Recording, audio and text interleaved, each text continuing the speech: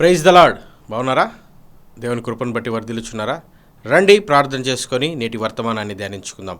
సర్వోన్నతుడా, సర్వశక్తిమంతుడా ప్రభువా, ఈ సమయంలోనైనా తండ్రి నీ సహాయం కొరకునైనా నీ వైపు చేతులెత్తుతుండగా మీరు మాట్లాడి మీరు మహిమ పొందుమని యేసు నామములో ప్రార్థిస్తున్నాను తండ్రి, ఆమేన్. కొన్నిసార్లు మన జీవితంలో తరచుగా ఈ మాట మాట్లాడుతూ ఉంటాం, ఈ పదాలు యూజ్ చేస్తూ ఉంటాం. దరిద్రము దెయ్యం పట్టినట్లుగా పట్టిందిరా, అది వదలటం లేదు. అవును కదండి. జనరల్గా ఈ వర్డ్స్ మనము వింటూ ఉంటాము. ఎక్కడన్నా దరిద్రము దెయ్యంలాగా నన్ను పట్టి పీడిస్తూ ఉంది, వదలడం లేదు, ఎన్ని ప్రయత్నాలు చేసినా నా జీవితంలో విజయం లేదు, లైఫ్లో ఒక సక్సెస్ని చూడలేకపోతున్నాను, ఒక ఫెయిల్యూర్ నన్ను పట్టి పీడిస్తూ ఉంది అని జనరల్గా అంటూ ఉంటాం. ఈరోజు పరిశుద్ధ గ్రంథం నుంచి కొన్ని మనల్ని వదిలి వెళ్ళనప్పుడు ఏం చేయాలో దేవుడు తన శిష్యులకు ఆజ్ఞాపించినట్టుగా చూస్తాం. మరి మన బైబిల్స్ తెరుద్దాం. మార్క్ సువార్త 9వ అధ్యాయము 29వ వచనం చదువుకుందాం. మార్క్ సువార్త, గాస్పల్ అకార్డింగ్ టు మార్క్ 9:29. అందుకు ఆయన, ప్రార్థన వలననే గాని మరి దేని వలనైనను ఈ విధమైనవి వదిలిపోవుట అసాధ్యమని వారితో చెప్పాను. ప్రార్థన వలనే, అక్కడ ఫుట్ నోట్లో ఉపవాసం వలన అని రాయబడి ఉంటుంది. మరి ఇంగ్లీష్ బైబిల్లో బై ప్రేయర్ అండ్ ఫాస్టింగ్. మరి ఉపవాస ప్రార్థన ద్వారానే ఇవి వదిలిపోతాయి. అవునండి. కొన్నిసార్లు విజయం మన జీవితంలోకి రావాలంటే మనల్ని మనం తగ్గించుకోవడము అవసరం, మనం ఉపవాసం ఉండడము అవసరం. ఉపవాసము వలననే, ఉపవాసముతోనే ఇవి సాధ్యపడతాయి అని దేవుని వాక్యం సెలవిస్తుంది. దేవుని వాక్యంలో ఉపవాసం అంటే తనను తాను తగ్గించుకొని దేవునికి దగ్గరగా వెళ్ళడం. మరి దినవృత్తాంతముల 2వ గ్రంథము 7వ అధ్యాయము 14వ వచనం చదువుదాం.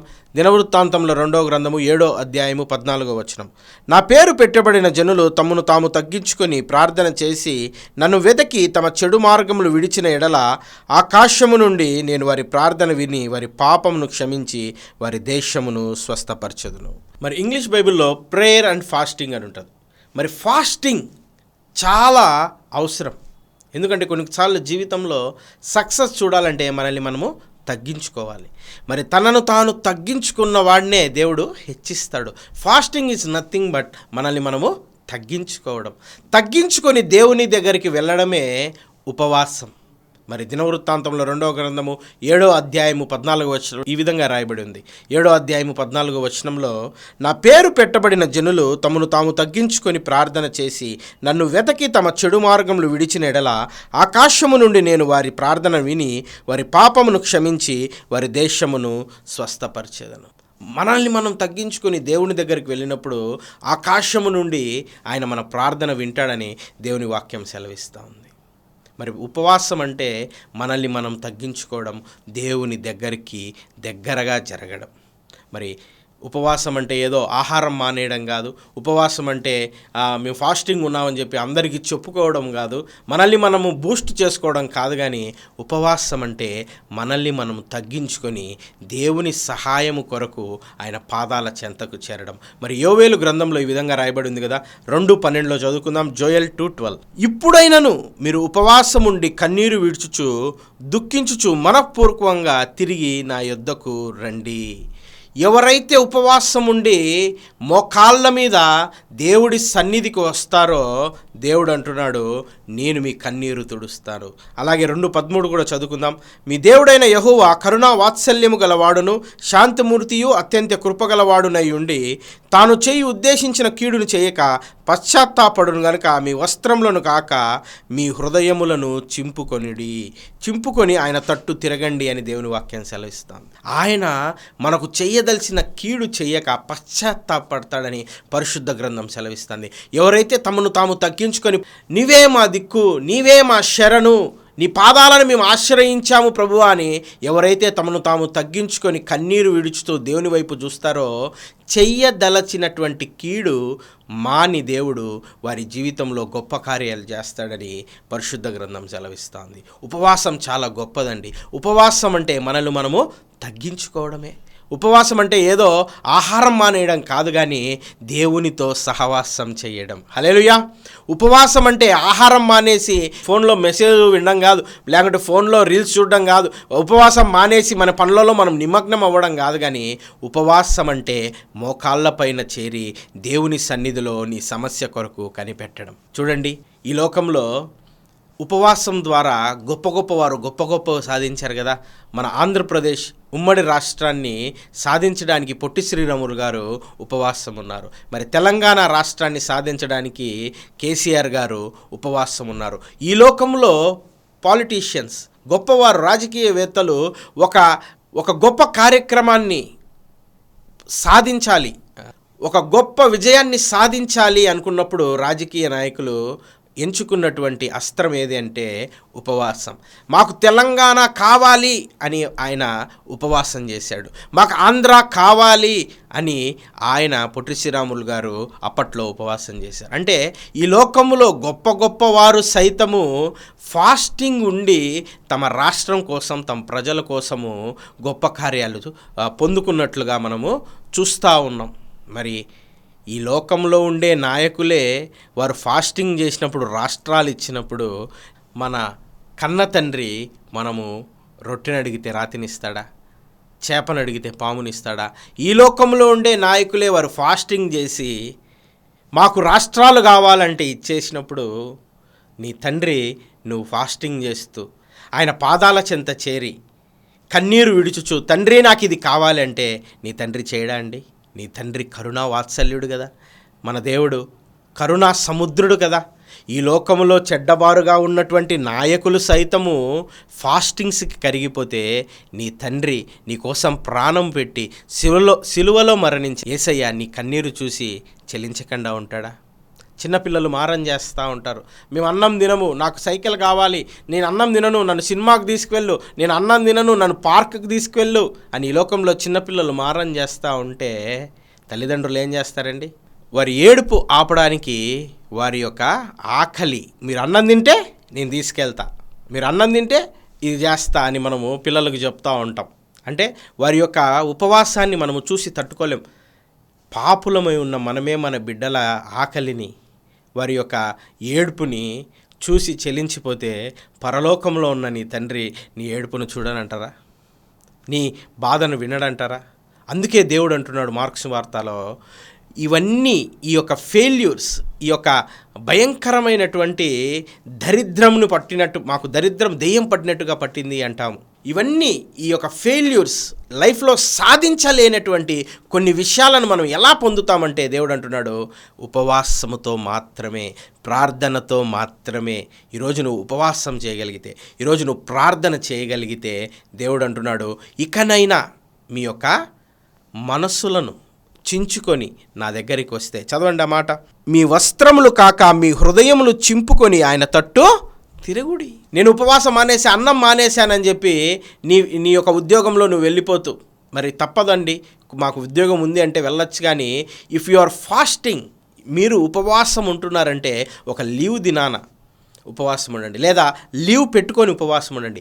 ఉపవాసం అంటే దేవునికి దగ్గరగా వాసం చేయడం, అంతేగాని ఏదో ఆచార భక్తిగా ఉపవాసం ఉంటూ నేను 40 రోజులు ఉంటాను, 45 రోజులు ఉంటాను, 50 డేస్ ఉంటానంటే దేవుని సన్నిధిలో అది చెల్లుబాటు కాదు.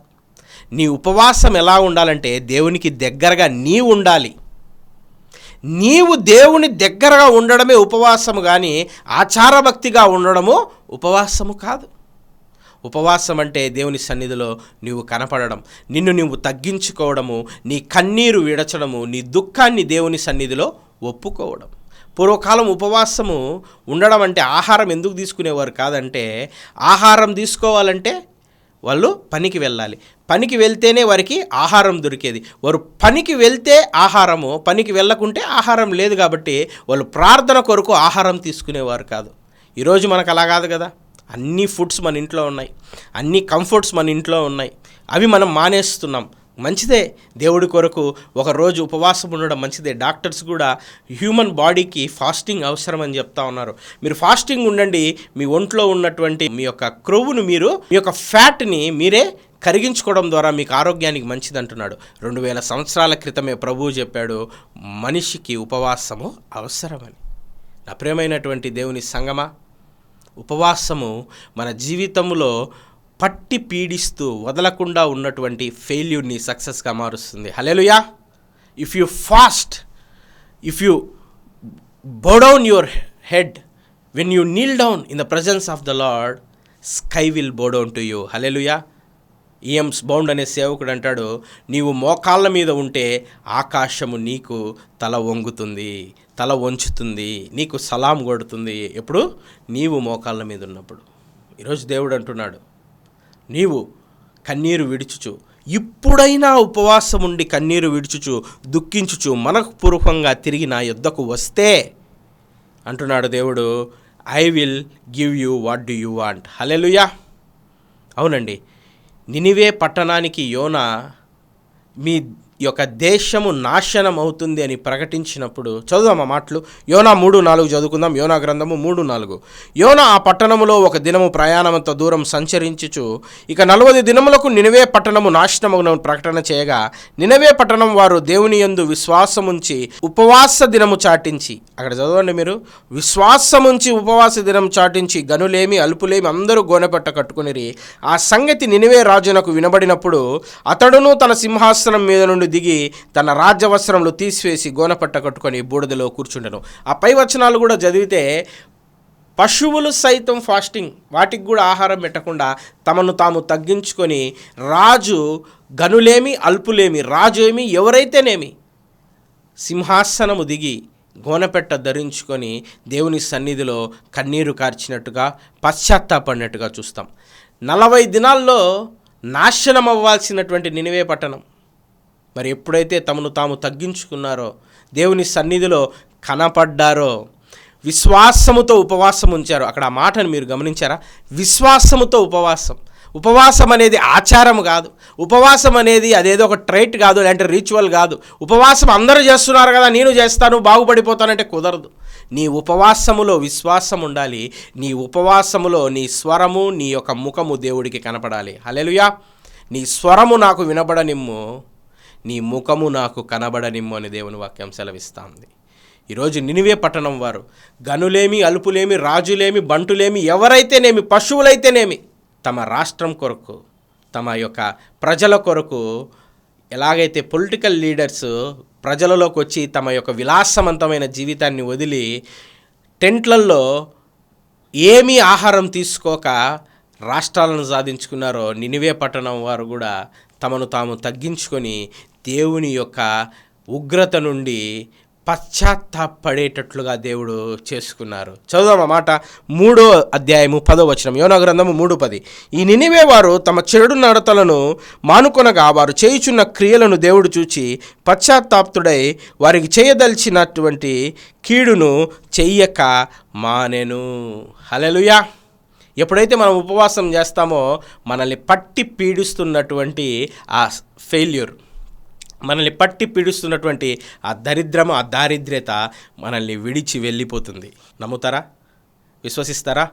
విశ్వాసముతో నీ ఉపవాసం, విశ్వాసముతో నీ ఉపవాసము దేవుని సన్నిధిలో నీ ముఖము, నీ స్వరము కనబడినప్పుడు, వినబడినప్పుడు దేవుడు అంటున్నాడు, నీ కన్నీరు తుడిచి నీ దుఃఖాన్ని నేను నాట్యంగా మార్చబోతున్నాను. హల్లెలూయా. కాబట్టి ఉపవాసం అనేది ఆచారబద్ధంగా చేయొద్దండి. ఉపవాసం అన్నది ఏదో ట్రైట్ లాగా అనాది కాలం నుండి మా తాతలు చేశారు, మా అమ్మలు చేశారు, మా అమ్మలు చేస్తారు, అనాది కాలం నుండి మా తాతలు చేశారు, మా తండ్రులు చేశారు, మేము చేస్తున్నామని కాక, ఉపవాసము ఎలా చేయాలంట? విశ్వాసముతో చేయాలా. ఉపవాసము దేవుని సన్నిధిలో కనపడడానికి చేయాలా. ఉపవాసములో నీ స్వరము దేవుడికి వినపడాలి. ఏదో మధ్యాహ్నం దాకా ఉండి 3 గంటలకు అన్నం తినేస్తే కొంతమంది అనుకుంటారు, అబ్బా చాలా గొప్ప ఉపవాసం చేశానండి నేను, 40-50 డజన్ అట్టిపండ్లు తినేసి, యాపిల్ కాయలు తినేసి, పాలు తాగేసి, జ్యూసులు తాగేసి ఆ ఉపవాసం చేశానండి. ఇది కాదు ఉపవాసం. ఉపవాసం అంటే నీ స్వరము, నీ ముఖము దేవునికి కనపడము, నీలో తగ్గింపు గుణం ఉండడం. అందుకే కొన్ని రూల్స్, సెట్ ఆఫ్ రూల్స్ దేవుడు ఉపవాసము చేసే నీకు, నాకు, మనందరికీ దేవుడు కొన్ని రూల్స్ పెట్టిపోయాడు. చూద్దామా ఆ రూల్స్ ఏంటో? మత్తయి సువార్త 6వ అధ్యాయం 16వ వచనం చదువుకుందాం. మత్తయి సువార్త 6:16. మీరు ఉపవాసం చేయనప్పుడు వేషధారుల వలె దుఃఖముకులై ఉండకుడి, తాము ఉపవాసము చేయుచున్నట్టు మనుషులకు కనబడవలనని వారు తమ ఫలము పొంది ఉన్నారని నిశ్చయముగా మీతో చెప్పుచున్నాను. కొంతమంది ఉపవాసం చేస్తున్నామని దీనంగా ముఖం పెట్టి మేమేం తినకూడదండి అంటే దే విల్ ఎగ్జిబిట్, నేను ఉపవాసం ఉన్నాను, నేను గొప్పవాడు కాబోతున్నాను అని వాళ్ళను వాళ్ళు ప్రొట్రేట్ చేసుకుంటూ ఉంటారు, ప్రొజెక్ట్ చేసుకుంటూ ఉంటారు, నేను ఉపవాసం ఉన్నానని. అలా ఉండకూడదు అని దేవుడి వాక్యం సెలవిస్తుంది. 17వ వచనం చదువుకుందాం. ఉపవాసము చేయుచున్నట్లు మనుషులకు కనబడవలనని కాక రహస్యమందున్న నీ తండ్రికే కనబడాలని నువ్వు ఉపవాసము చేయనప్పుడు నీ తల అంటుకొని ముఖము కడుక్కొనుము. నువ్వు నీ తండ్రికి కనపడాలి ఉపవాసం చేస్తున్నావని. వీధిలో ఉండే జనాలకు కాదు, నీ సంఘంలో ఉండేటువంటి మనుషులకు కాదు, మీ సంఘ కాపరికి కాదు, ఆయనకు నువ్వు లెక్కప్ప చెప్పేవాడివి కాదు, నీ రహస్యముందున్న తండ్రి. పాస్టర్ గారు చెప్పారనో లేకపోతే ఇంట్లో వాళ్ళకు ముందు చూపించాలనో, సంఘంలో నేను గొప్ప ఉపవాసం ఉంటానని చూపించాలని ఉపవాసం చేస్తూ ఉంటారు. ఆ ఉపవాసానికి తగిన ఫలము రాదని దేవుని వాక్యం సెలవిస్తూ ఉంది.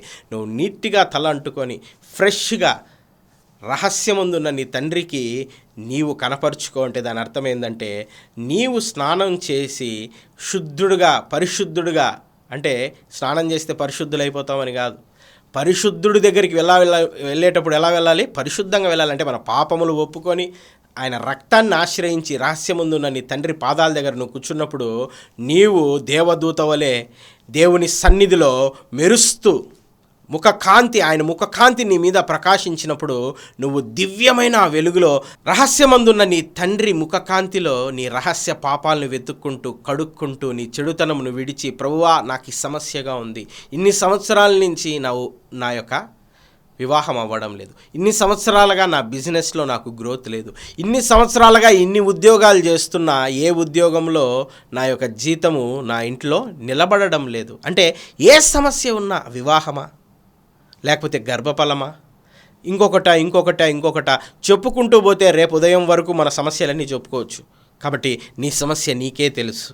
ఈరోజు ఆ సమస్య నిమిత్తం దేవుని సముఖమందు పరిశుద్ధునిగా నీవు ఆయన పాదాల దగ్గర నీవు పాపివని ఒప్పుకొని ఆయన రక్తాన్ని ఆశ్రయించి ఆయన యొక్క దివ్యమైన సన్నిధిలో నువ్వు కనబడినప్పుడు, నీ స్వరం ఆయనకు వినిపించినప్పుడు నీ నిజమైన ఉపవాస భక్తిని బట్టి నీ జీవితంలో పట్టి ఉన్నటువంటి దరిద్రమును దేవుడు తొలగించబోతున్నాడు. హల్లెలూయా! నమ్ముతున్నావా? ఈరోజు విశ్వాసముతో ఉపవాసము చేయండి. విశ్వాసముతో గాక ఆచారభక్తిగా ఉపవాసాలు చేయొద్దండి. అటువంటి ఉపవాసాలు దేవుడికి ఇష్టం లేదు. అటువంటి ఉపవాసాలు 40 రోజులు చేసినా 400 రోజులు చేసినా అది 0. ఏంటండి? It's a big 0.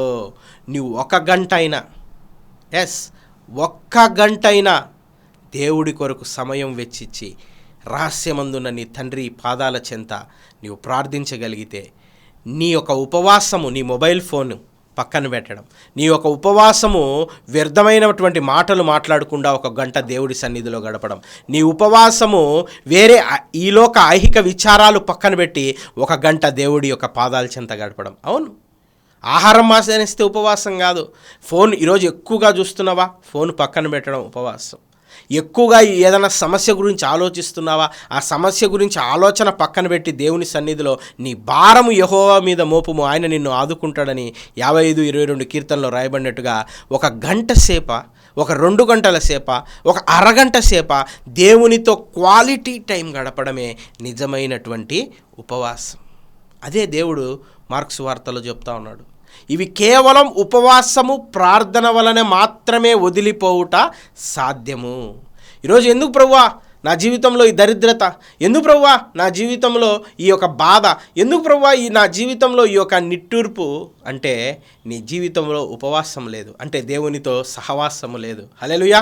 ఉపవాసం అంటే దేవునితో సహవాసం. సహవాసము లేని ఉపవాసము 155 రోజులున్నను అది 0. అవును, ఎప్పుడైతే సహవాసము కలిగిన ఉపవాసము చేస్తావో మత్తయి 6:18 దేవుడు అంటాడు కదా, అందరం చదువుకుందాం ఈ మాట. మత్తయి సువార్త 6:18. అప్పుడు రహస్యమందు చూచుచున్న నీ తండ్రి నీకు ప్రతిఫలమిచ్చును. ఎప్పుడైతే సహవాసం చేస్తావో, నీ స్వరం వినిపిస్తావో, నీ ముఖము కనపడనిస్తావో దేవుడికి ఫలము దొరుకుతుంది. నువ్వు ముఖము కనపడనివ్వక, నీ యొక్క స్వరము వినబడనివ్వక ఆచారభక్తిగా ఉపవాసం ఉంటూ 400 రోజులు ఉన్నా కూడా దేవుడు ఫలం ఇవ్వడు. ఏమివ్వడండి? ఫలము లేని యొక్క నీ ఉపవాసము వ్యర్థం. ఈ మాటలు వింటున్నటువంటి ప్రియ సహోదరుడా, సహోదరి, నా ప్రియమైన దేవుని సంగమా, ఈరోజు విశ్వాసముతో ఉపవాసం చేద్దాం. ఆచారముగా కాక భక్తితో ఉపవాసం చేద్దాం. దేవునితో సహవాసం కొరకు ఉపవాసం చేద్దాం. రహస్యమందు ఉన్న తండ్రికి కనబడాలని ఉపవాసం చేద్దాము. ఆయన ఇచ్చే ప్రతిఫలమును పొందుకుందాం. పేరు పెట్టి పడినటువంటి ప్రజలు నన్ను వెతకి, మరి నన్ను వెతకడము అంటే దేవుడు ఎక్కడ దొరుకుతాడండి? సహవాసంలో మన దేవుడు మనకు దొరుకుతాడు. ఒంటరిగా మనము దేవుని సన్నిధిలో మోకరించినప్పుడు దేవుడు మనకు దొరుకుతాడు. అప్పుడు మన రహస్యమందున్న తండ్రికి మన యొక్క విజ్ఞాపనలు చెప్పినప్పుడు ఆయన ఆలకిస్తాడు. నాకు మొరపెట్టుము, నీకు నేను ఉత్తరం ఇస్తానన్న దేవుడు. నీవు శ్రమలో ఉంటే నీకు నేను తోడై ఉంటానన్న దేవుడు. నిన్ను విడిపిస్తాను, నిన్ను గొప్ప చేస్తానన్న దేవుడు కోరుకుంటున్నది నీ సహవాసం. ఒక మంచి స్నేహితుడు నీకున్నాడంటే ఆ స్నేహితుడి దగ్గరికి వెళ్ళి నీ బాధ ఏంటి అని అడిగితే తను వెంటనే చెప్పేస్తాడు. ఈరోజు నా స్నేహితుడు ఈ బాధతో, ఈ యొక్క సమస్యతో బాధపడుతున్నాడు, మీకు చేతనైతే హెల్ప్ చేయండి అన్నా అని. మరి నీ స్నేహితుడికి ఎలా తెలుస్తుంది నీ యొక్క సమస్య, నీ యొక్క బాధ? అంటే ఆయన దేవుడా? కాదు. మరి ఎలా తెలుస్తుంది? ప్రతిరోజు నువ్వు ఆయనకు వినబడతావు, అంతే కదా? నువ్వు మరి నీ స్నేహితుడు కనపడి వినపడి నీ సమస్య చెప్పుకుంటా ఉంటే నీ స్నేహితుడు ఏం చేస్తా ఉన్నాడు? ఏమీ చేయలేకున్నాడు. అదే నువ్వు నీ స్నేహితుడుగా భావించి, అవును దేవుడు నీకు స్నేహితుడు, అబ్రహాము నా స్నేహితుడు అన్న దేవుడు, మోషేతో స్నేహితుడుగా ముఖాముఖిగా మాట్లాడిన దేవుడు ఆయన సంతానమైన మనందరినీ స్నేహితులుగా భావిస్తున్నాడు. ఈరోజు నీ స్నేహితుడికి నువ్వు కనబడగలిగితే, నీ స్నేహితుడికి నువ్వు వినబడగలిగితే, ఎర్ర సముద్రమును చీల్చిన దేవుడికి నీ సమస్యను చీలడం పెద్ద విషయమా? చనిపోయిన చిన్నదాన్ని తలితాకుమి అని లేపినటువంటి ప్రభువుకి నీ యొక్క సమస్యను తట్టి లేపడము ఒక సమస్యనా? ఈరోజు థింగ్ ఏంటంటే మనము విశ్వసించడంలా. దేవుడికి నా సమస్య చెప్పుకుంటే, దేవుడి పాదాల చెద్ద కన్నీరు కారిస్తే, దేవునితో సహవాసము చేస్తే నా యొక్క సమస్య తీరుతుంది అని నువ్వు నమ్మగలిగితే, ఈరోజు దేవుడు అంటున్నాడు బిలీవ్ అండ్ రిసీవ్. నమ్ము. ఆవగింజంత విశ్వాసం నీకుంటే ఆ కొండ వచ్చి ఇక్కడ పడమన్నా పడుతుంది. అవును, మనం చిన్న పిల్లలు సండే స్కూల్లో పాడుతూ ఉంటారు, ఆవగింజంత విశ్వాసం నీకుంటే ఆ కొండ వచ్చి సీలో పడిపోమంటే పడిపోతుంది. ఈరోజు ఆ ఆవగింజంత విశ్వాసం లేకనే మన జీవితంలో గొప్ప కార్యాలు చూడలేకపోతున్నాం. ఈరోజు విశ్వాసం ఉంచి నువ్వు ఉపవాసం ఉంటే, విశ్వాసం ఉంచి నువ్వు ప్రార్థన చేస్తే దేవుడు అంటున్నాడు, తమ చెడు మార్గమును విడిచి తాము నన్ను వెతికిన ఎడల. వాక్యం చదువుకుందాం. మళ్ళా మూలవాక్యం 2 దినవృత్తాంతములు 7:14 చదువుకుందాం. 2 దినవృత్తాంతముల గ్రంథము 7వ అధ్యాయం 14వ వచనం. నా పేరు పెట్టబడిన నా జనులు తమ్మును తాము తగ్గించుకొని ప్రార్థన చేసి నన్ను వెతకి తమ చెడు మార్గములు విడిచిన ఎడల ఆకాశము నుండి నేను వారి ప్రార్థన విని వారి పాపమును క్షమించి వారి దేశమును స్వస్థపరిచేదను. ఆయన ఆకాశము నుండి నీ ప్రార్థన విని ఊరుకున్నాడంట, నీ పాపమును క్షమిస్తాడంట. ఈరోజు నా ప్రియమైన దేవుని సంగమా, ప్రార్థన చేద్దామా? ఆయన పాదాలు పట్టుకుందామా? మనల్ని మనం తగ్గించుకుందామా? ఆయన సన్నిధిలో కన్నీరు విడుద్దామా? ఎవరో సహాయము చేయనటువంటి నాయకుల కాళ్ళు పట్టుకుంటున్నావు, ఎవరో సహాయము చేయనటువంటి మనుషుల కాళ్ళు పట్టుకుంటున్నావు. వారు చీపో అంటున్నా, వారి యొక్క ఇంటి చుట్టూ తిరుగుతూ అవసరముల కొరకు వారిని ప్రాధేయపడుతున్నావు. నాకు మొరపెట్టుమో నేను ఉత్తరం ఇస్తానన్న నీ దేవుడు నీతో మాట్లాడుతుంటే ఈరోజు ప్రార్థించడానికి ఏమొచ్చింది నా ప్రియమైనటువంటి అన్న, తమ్ముడు, చెల్లి? ప్రార్థన. దేవుడు నీ నుంచి కోరుకునేది ఒకటే కదా, ప్రార్థన. ఈరోజు ప్రార్థన చేయగలిగితే, ఐ రిపీట్ దిస్, నువ్వు ప్రార్థన చేయగలిగితే దేవుడు నిన్ను స్వస్థపరుస్తానంటున్నాడు. ఈరోజు నువ్వు ప్రార్థన చేయగలిగితే దేవుడు నీ జీవితంలో అద్భుత కార్యం చేస్తానంటాడు. ఈరోజు ప్రార్థన చేస్తే, ఉపవాసం ఉండి కన్నీరు విడిచి, ప్రభువా నీవే నాకు యొక్క దిక్కు, నువ్వే నా శరణు అని ఈరోజు నువ్వు ప్రార్థన చేయగలిగితే, ఆ రహస్యమందున్న తండ్రి నీ స్వరము వినాలని, నువ్వు చేసిన ప్రార్థనకు జవాబు ఇవ్వాలని ఆశపడుతుండగా తలలు వంచండి, ప్రార్థన చేసుకుందాం. సర్వోన్నతుడా, సర్వశక్తిమంతుడా, పరిశుద్ధుడా తండ్రి, ఈ వర్తమానమును వారి హృదయంలోనైనా ఫలించి అభివృద్ధి చేయండి ప్రభా. అపవాది ఎత్తుకొని పోక అగ్ని కంచెను నైనా నీ యొక్క దూత కాపుదలను ఉంచి ప్రభువా, తన కాలమందు ఫలమిచ్చు చెట్టు వల్లనైనా ఈ వాక్యం వారి జీవితంలో ఫలించుటకు ఉపవాసము సహవాసము కలిగి తమ జీవితాలలో ప్రభువా ఇక వదలదు అనుకున్న సమస్య నుండి విడుదల పొందుటకు కృప దయచేయమని సర్వోన్నతుడైన యేసు నామములో ప్రార్థిస్తున్నాం తండ్రి. Amen. Hallelujah. Praise the Lord. Thank you one and all. God bless you all.